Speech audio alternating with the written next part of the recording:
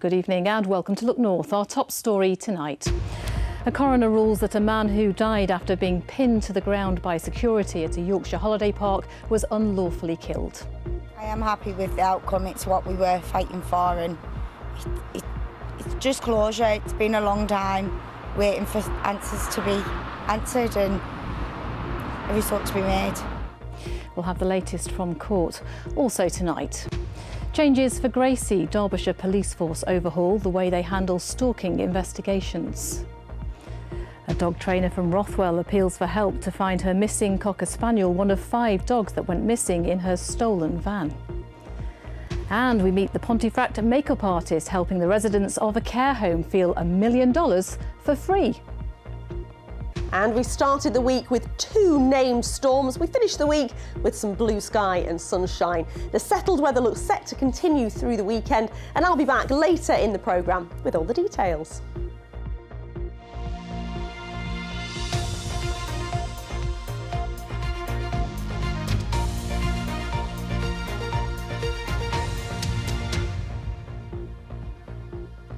Hello and thank you for joining us this Friday evening. The partner of Ryan Vincent has described him as the love of her life and has spoken of her sorrow and deep trauma following his death in 2017. Ryan died after being restrained on the ground by a security guard for approximately 16 minutes. He was on holiday at the time with his family at a caravan park in North Yorkshire. Today at his inquest, the coroner ruled that he was unlawfully killed. Corinne Wheatley has been following the story and was in court for us today. Ryan was the love of my life, the father of my son.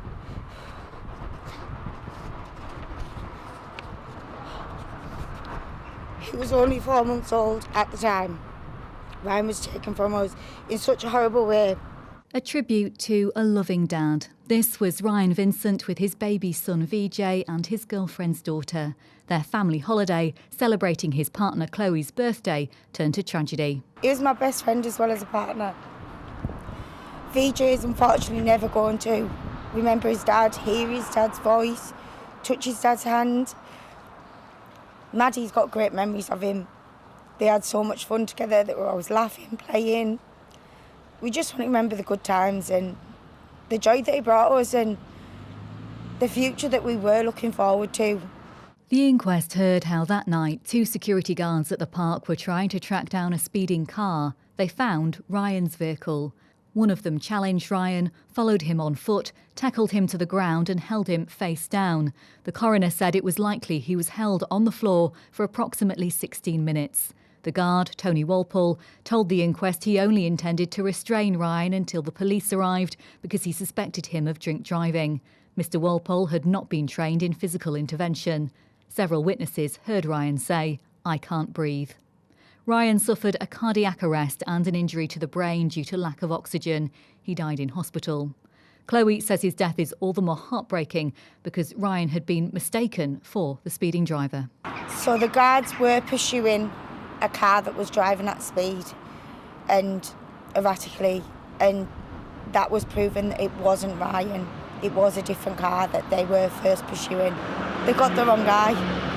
Chloe and her family welcomed the conclusion and called for the Crown Prosecution Service to review its decision not to bring charges over Ryan's death. This afternoon, the CPS told us, following the coroner's verdict of unlawful killing, we will now consider whether any new evidence or information from the inquest alters the original decision not to bring criminal charges against both suspects. I can't imagine the fear that Vinny must have felt while a crowd of people stood by as his pleas for help were unheard. Chloe and her family say they were relieved by the outcome of the inquest, one they had waited so long for. Corinne Wheatley, BBC Look North, Northallerton. And our thoughts are with Ryan's family tonight. Next tonight, the family of a woman from Chesterfield who was killed by a stalker have welcomed changes being made to police procedures. Gracie Spinks reported her stalker to police, but he stabbed her to death a few months later in June 2021 before killing himself. Derbyshire Police say it's made changes to training for all staff and will publish a new stalking policy next month. Tom Ingle has been speaking to Gracie's family. Yeah, so we've got both the letters here. The one from the Home Office Home Secretary James Cleverly. Promises on paper. Having, by their own admission, failed Gracie Spinks in life, Derbyshire Police are working to change their culture. Quite pleased with that, and it's time to praise the police this time. We clobbered him in the inquest. You couldn't come out of the inquest, could you? Have to sit in there for the 3 weeks. You couldn't come out of the inquest and not be critical at all because of everything that was heard. But yeah, we're really impressed and pleased with what Chief Constable Swan, Rachel Swan, has put in a report.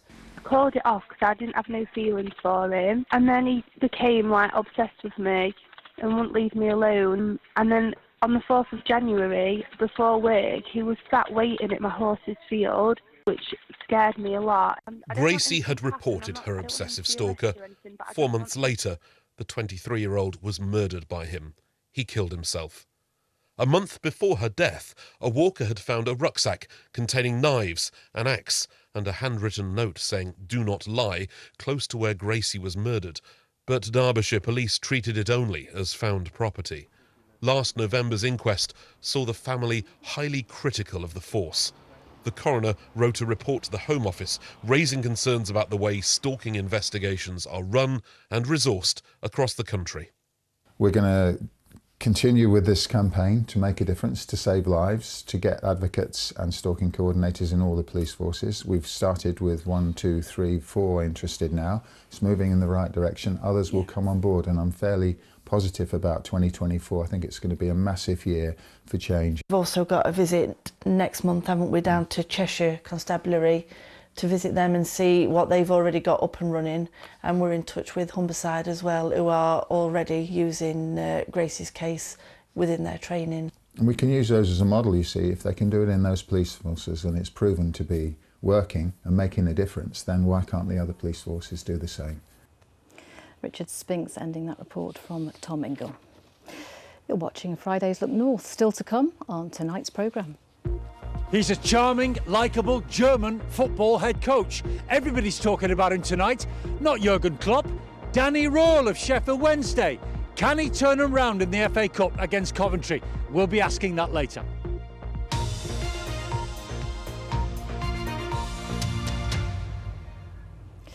Yes, we'll have to wait and see. But first, a dog trainer from Rothwell has thanked dozens of strangers who helped look for her family of dogs after the van they were in was stolen from outside her business. Dog lovers rallied round on hearing that 5 dogs had been stolen, then abandoned on Tuesday evening. 1 is still missing. Kathy Killick has the story.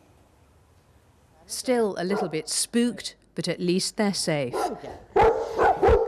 Pi, Chief, Finn and Kez were in their owner's white transit van when it was stolen on Tuesday evening. For Davina and James Wiles, the disappearance of their canine family was unthinkable. Sheer panic to begin with, like your heart sinks to the bottom of your stomach.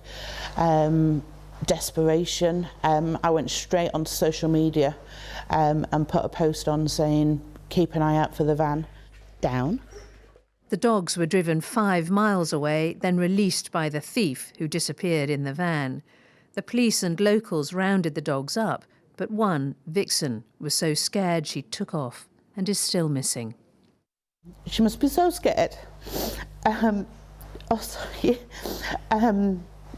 just hope that she's just holed up somewhere and she's just kind of like, I'm safe here now.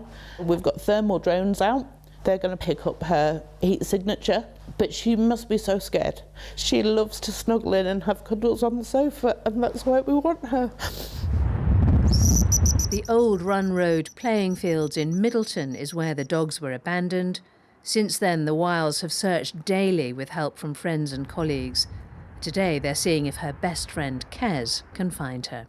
I'm just going to take Kez and put Kez's scent around the area, just let him run around a bit. And hunt, and if she's around here and she's held up, Kez might be able to flush her out. And then we've got little food stations out so that if she is out there and she's hungry, then she can find some food. The Wiles are very grateful for the help of strangers who recovered 4 of their dogs. They're hoping more eyes and ears can help them find the 5th. If you spot Vixen, you can call the police, you can report your sighting on the Lost Dog website, or you can contact the Walkabout Hounds Training Centre. One Rothwell family, and I'm guessing Vixen herself, will be very grateful.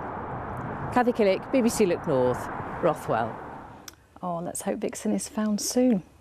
Now some news in brief, and council tax in York will rise by almost 5%, and parking at council-run car parks in the city is set to go up to £20 a day. It's part of York City Council's plans to cut £14 million from next year's budget. The council says it has to do things more cheaply or do less to balance the books. A dispersal order has been put in place in Bradford City Centre until tomorrow. It means anyone suspected of antisocial behaviour can be removed from the area, and any children can be sent home. Police say youths are continuing to cause a nuisance there.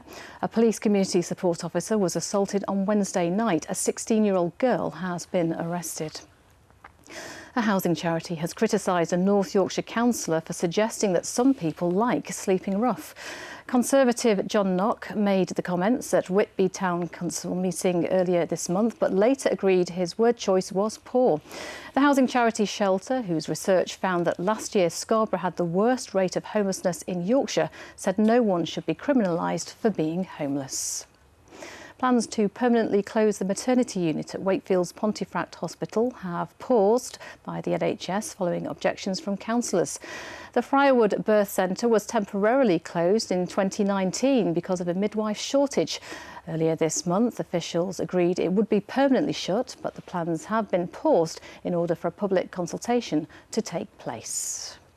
Now let's take a look at some sport, and there's loads going on this weekend, including 2 home FA Cup ties in the city of Sheffield in the next 24 hours. And Paul Ogden is outside the venue of the first one in Hillsborough. Oggy, live, all yours. Thank you, Amanda. Good evening. Yeah, tomorrow, Sheffield United against Brighton in the FA Cup. Tonight, here at Hillsborough, Sheffield Wednesday against Coventry City.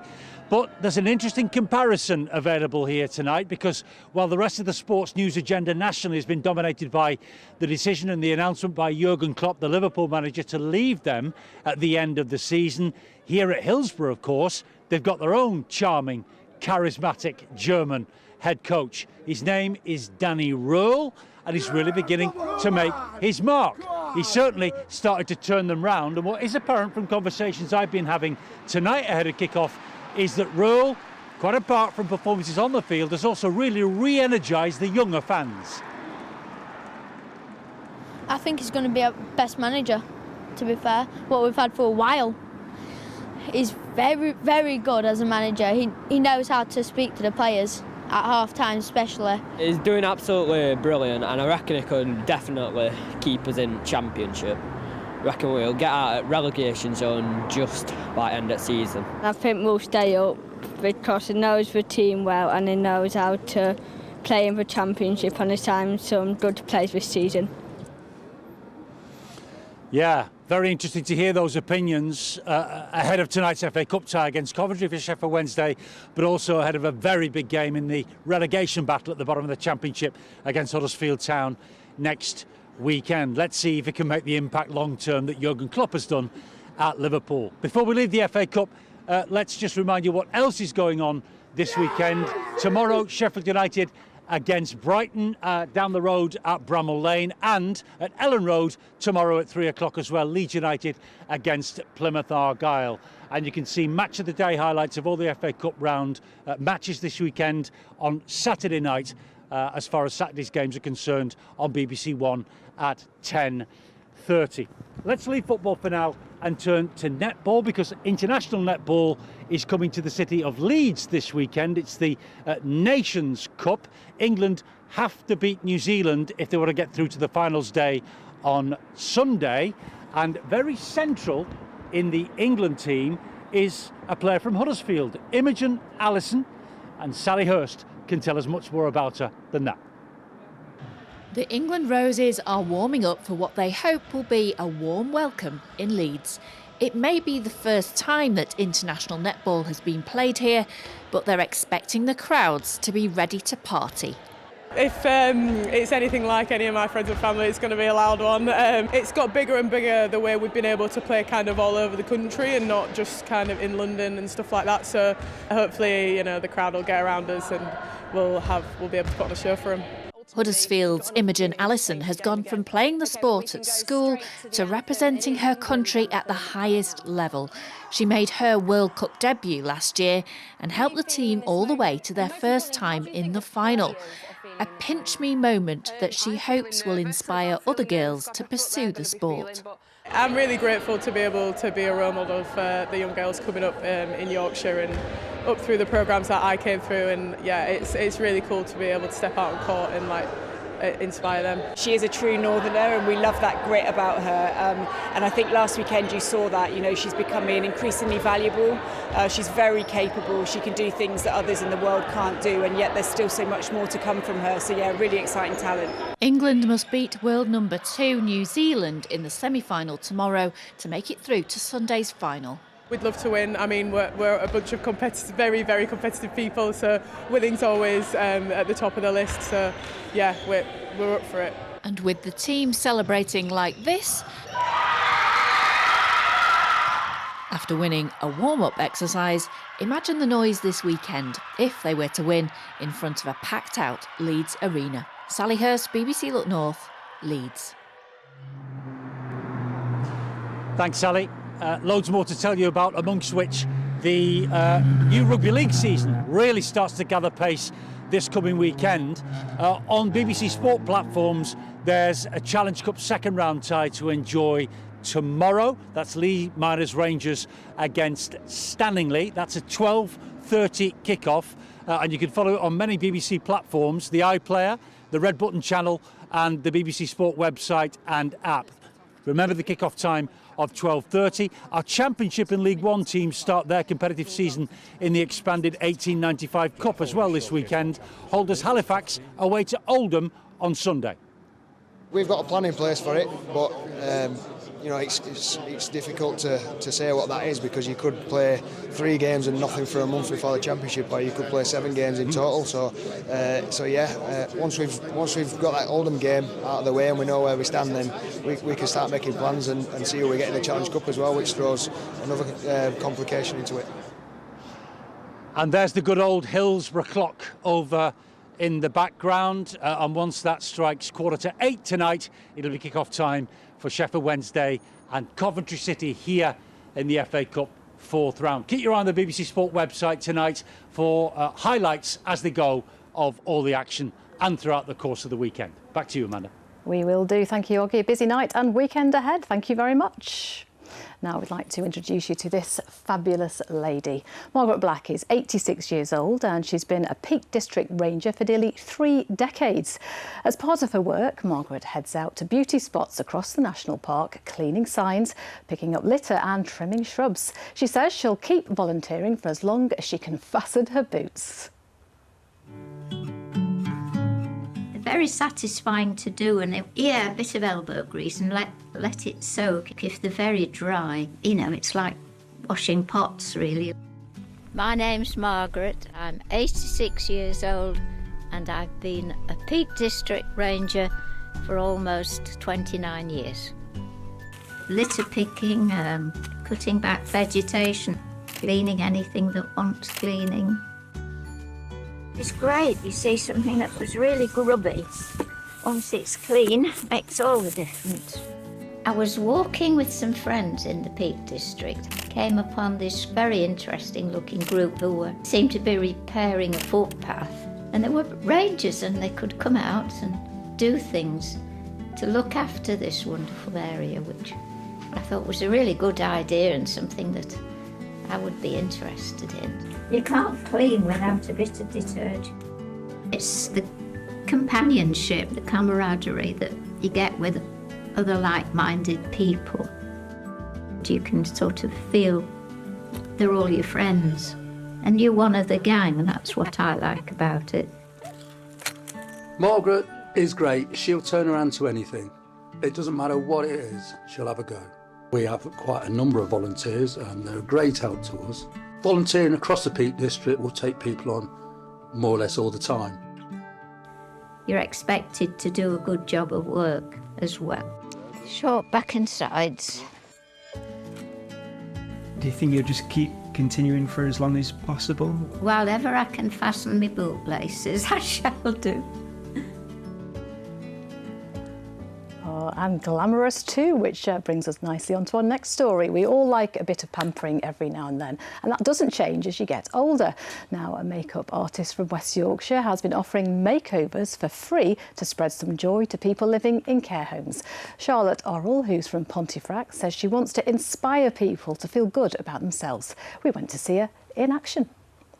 I just love bringing people joy, and to know that they're looking in the mirror feeling their very best self, that does really light me up. So what we're thinking, do you want a smoky eye? Do you want to be nice and glowy? Nice and glowy.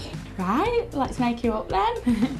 My name's Charlotte, I'm a makeup artist from Pontefract. So I actually had a client who was the manager of a care home, and she told me about Glenda and how she loved makeup. The more she told me about her, I just said, I need to come, I need to do a makeup, I need to meet her.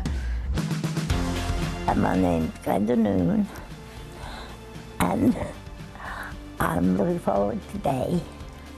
Oh, I feel lovely. To think someone else has done it for me, because I have to do it myself. It makes me feel so happy that I can use this skill that I've got to make someone's day and bring them a little bit of joy, especially after the pandemic, because I think the older generation did struggle quite a lot. This has a massive impact on Glenda, because makeup and beauty was really important to Glenda when she was younger, so this gives a real boost in her self-esteem. To be honest, I didn't realise how much of a good thing it was, just because I was doing it for me and for Glenda. Like, yeah, it got a lot of love, and yeah, everyone really likes the idea of it. Definitely planning on doing a lot more in the future, yeah. I could go dancing now. Absolutely, all ready for a night out, and from going out dancing to singing and a talent show in Leeds where the star performer is over 100 years old. Often described as a local celebrity, Mia Boston has worked on Hollywood and Bollywood films no less, but this evening he'll be singing to a crowd in Chapel Allerton. Our reporter Beth Parsons has been to meet him. Welcome to Seven Arts in Chapel Allerton, the home of somewhat of a talent show this evening. Now, this is the end of a 2-year project called Platform, which was the birth of South Asian arts charity. Now, Karanjeet, you are the CEO of the charity. Tell us why events like this matter and what's so important about them. These events are really important because we have a growing population here in Leeds from a South Asian diaspora. So it's important that they have an opportunity to celebrate their identity, their culture, and also share it with a wider population of Leeds. So for that reason alone, having an event like this gives them an opportunity to shine. And speaking of opportunities to shine, let's go and chat to a couple of the performers. To be precise, the oldest on the vocals and the youngest on the keyboard. Let's go first to the oldest. Mia, I didn't believe it when you told me earlier. Yes, You're my 102. 102, my dear. Well done. Is it singing that keeps you so fruitful? God give you a little bit of help. God gives you a bit of help. That's it, yeah, that's and it. He's also blessed you with a lovely singing voice too, hasn't he? Allah give you, you know. You're going to give me a demo in a second, aren't you? This is it. OK, we'll be ready for that. Let's quickly come to Zach. You are on the keyboards playing alongside Mia this evening. Does it inspire you?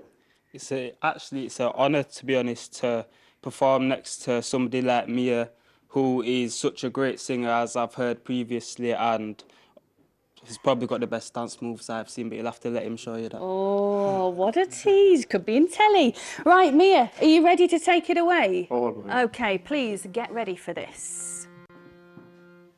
चन की थां गुजारिया चन की थां गुजारिया रात वे मंडा जी दलीला वास्ते चन की थां गुजारिया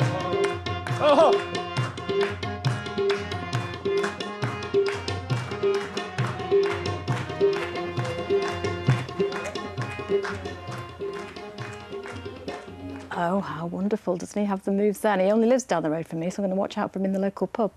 Now, if you're going to the Yorkshire Wildlife Park anytime soon, you should be able to see one of its newest animals, a baby leopard. This is Auckley at 7 months old. Oh, she's just made her first public appearance. She's one of a rare and critically endangered species called Amur leopards. There are less than 100 of them surviving in the wild, so her birth last year was a major milestone in the international breeding programme. Isn't she gorgeous?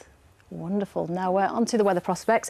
Keely, January is tough, isn't it? And we've had lots of storms, but we did get some sunshine today. Yes, we've had two named storms, the 10th and the 11th named storm this week. We started the week with the wind and the rain, but we've ended it, you're absolutely right, on a nice, dry, settled note. These were the pictures. This was sunrise first thing this morning at Scarborough. We've had some lovely pictures actually coming in through today, and I thought this one was nice as well. These little snowdrops. We've got actually getting quite a few snowdrop pictures and daffodil pictures as well. The snowdrops enjoying the sunshine there. Keep your pictures coming into the social media pages and also to the Weather Watchers page as well at keely.donovan on Instagram. So yes, the weather does look settled or continue to be settled over the weekend. Tomorrow, fine and dry with some spells of sunshine, but I think they will be quite hazy. I think we'll have quite a lot of high cloud about tomorrow. So high pressure over the continent, and then on Sunday that moves out of the way and it draws up milder air from the south. So double figure temperatures on Sunday, and then yes, there's some rain around on Monday. And it does look rather changeable next week, but we will keep the mild or very mild conditions throughout.